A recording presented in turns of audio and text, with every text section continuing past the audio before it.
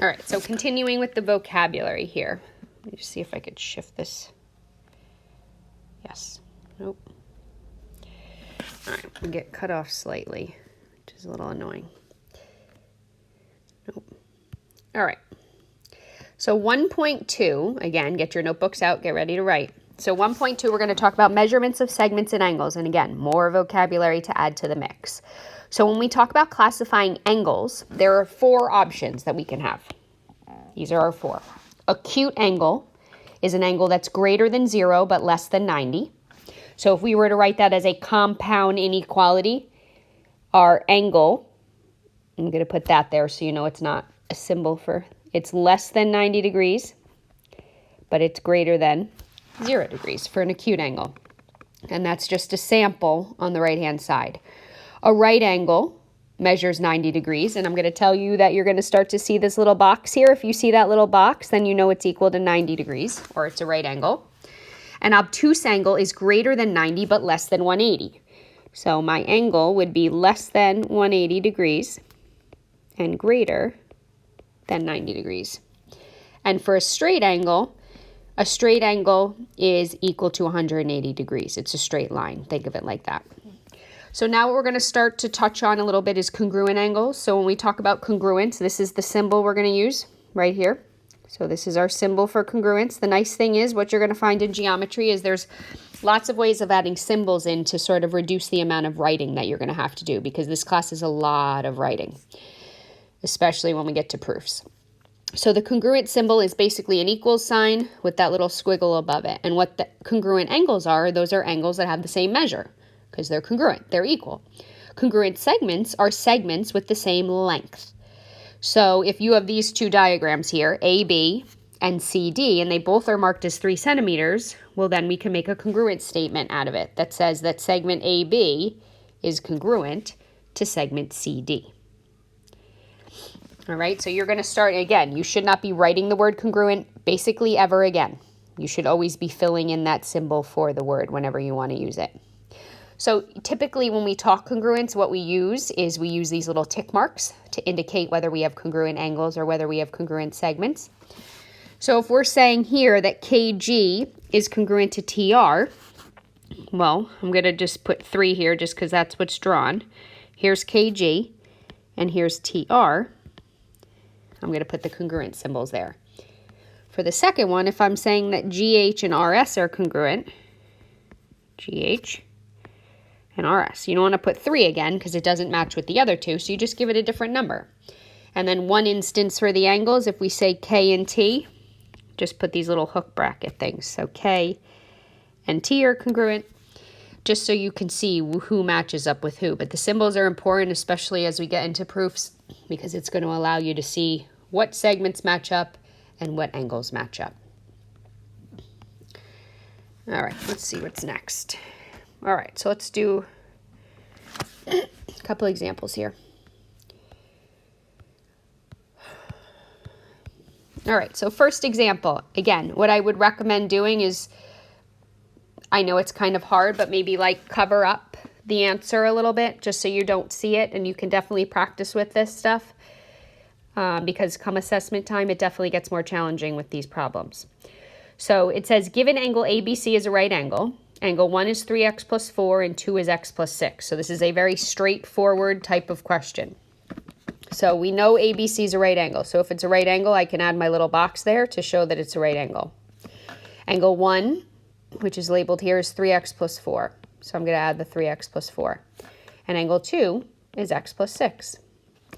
And I have to find angle 1. Well, if I know that the whole angle, the bigger angle, is a right angle, well, I know that a right angle equals 90 degrees by the definition.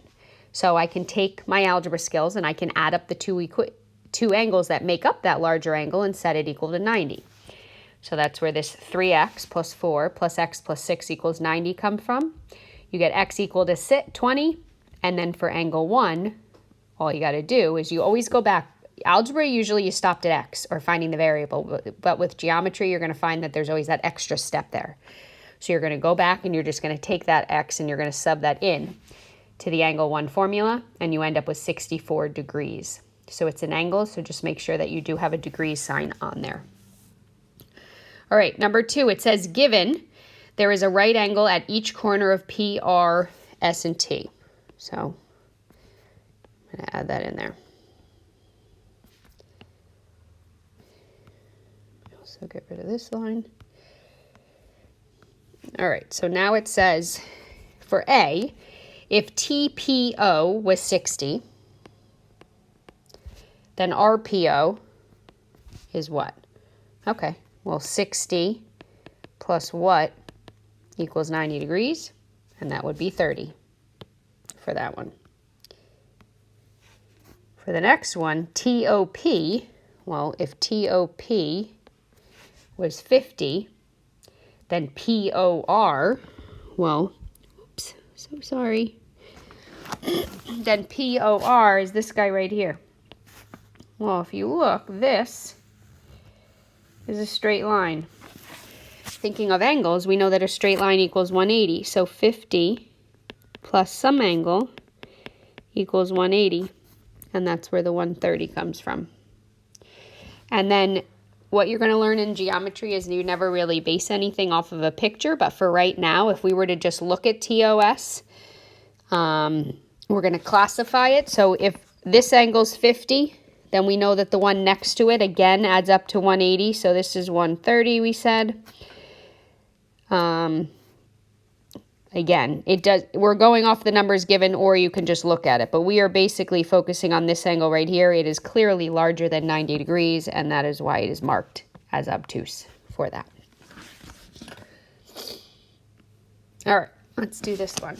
So restriction types of questions are awesome questions. I love these questions, and they're definitely popular, I would say, with the textbook.